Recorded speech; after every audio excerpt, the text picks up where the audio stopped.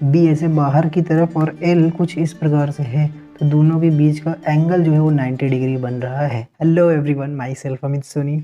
आज हम लोग अगेन क्लास 12 फिजिक्स का काफ़ी इंपॉर्टेंट टॉपिक, दो समांतर धारावाही चालकों के बीच लगने वाला बल देखेंगे।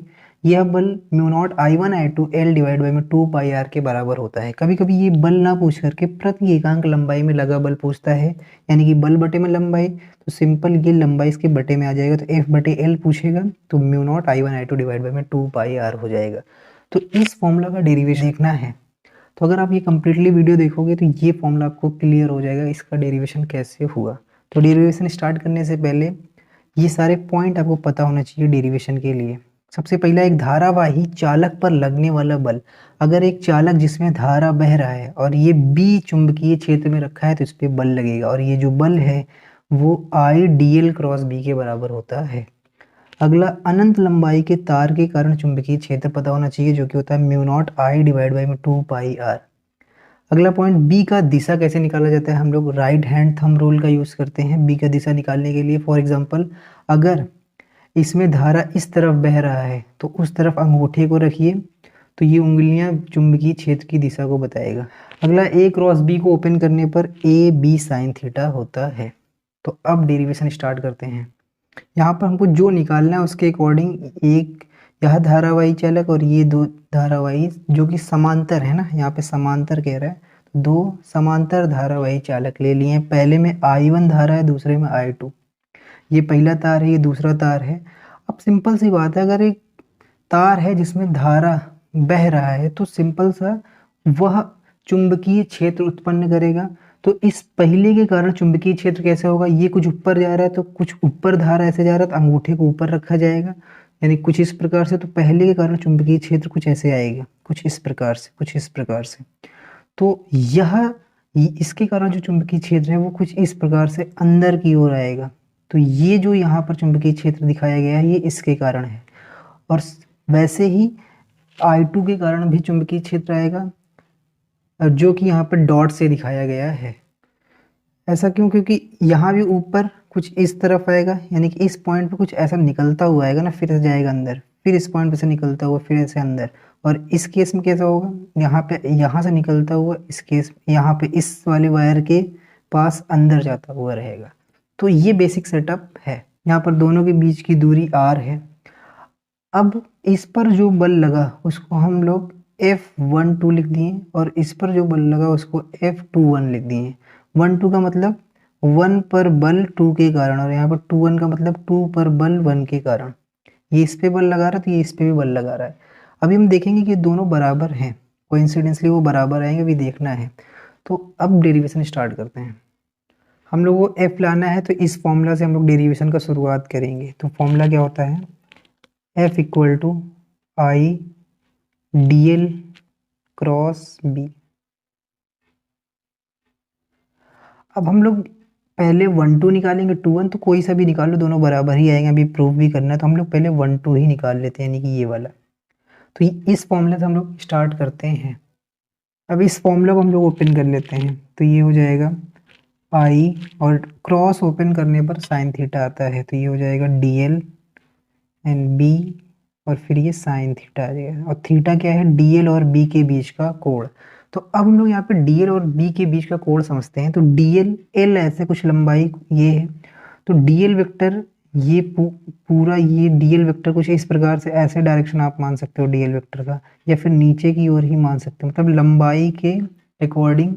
या तो dl वेक्टर ऊपर मान सकते हैं, ये तो dl वेक्टर की दिशा नीचे मान सकते हैं, यानी कि इसी प्लेन में कुछ dl वेक्टर है। वो ये हो सकता है वो ऊपर dl वेक्टर जाता हुआ भी मान सकते हैं, हो सकता है dl वेक्टर ऐसे नीचे आता हुआ भी मान सकते हैं। लंबाई के करस्पॉन्डिंग ही हमको dl वेक्टर यहाँ पे मानना है।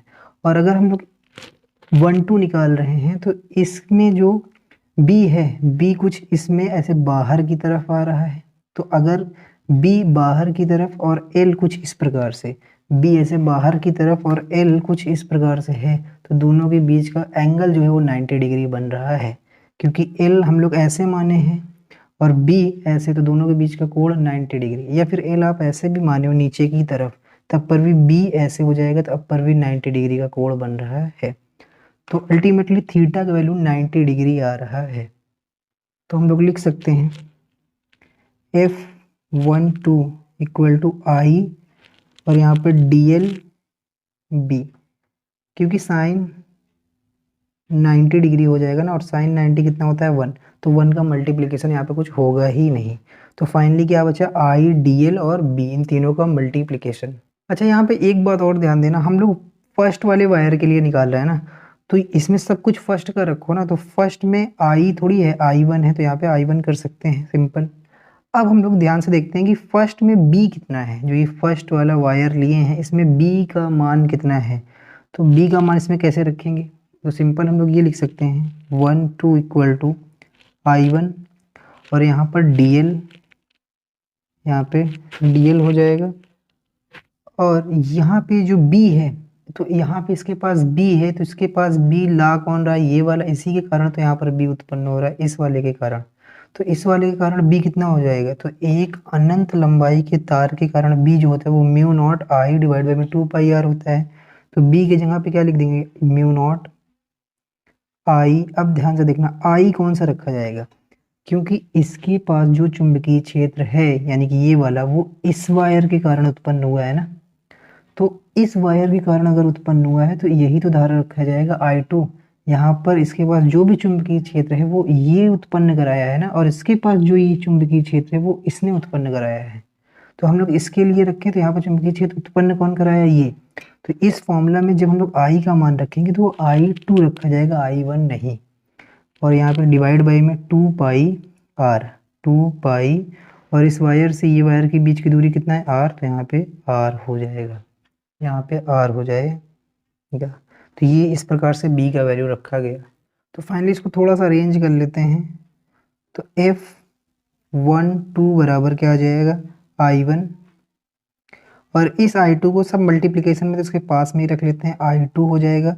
और ये DL को हम लोग नॉर्मली L लिख सकते हैं, कोई दिक्कत नहीं है, और फिर म्यू नॉट, तो ये म्यू नॉट हो गया, और डिवाइड बाई में 2 पाई आर, तो ये डिवाइड बाई में 2 पाई आर हो जाएगा इस प्रकार से।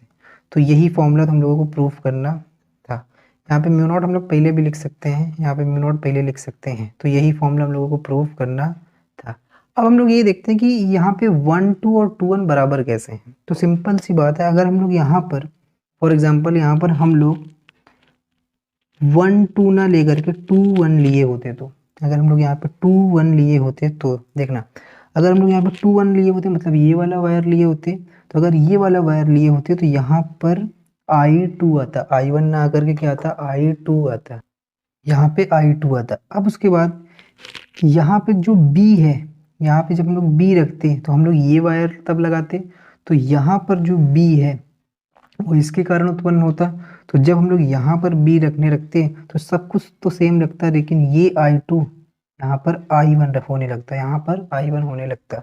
और फिर जब हम इसको निकालते हैं और फाइनल लिखते हैं F21, तो ये हो जाता यहाँ पे I2, यहाँ पे हम पहले बता चुके हैं यहाँ पे I2, और यहाँ पर DL, यहाँ पे L में जैसे यहाँ वैसे यहाँ L बदल जाएगा, और म्यू नॉट, और यहाँ पर I1 हो जाता है बटे में 2 पाई आर।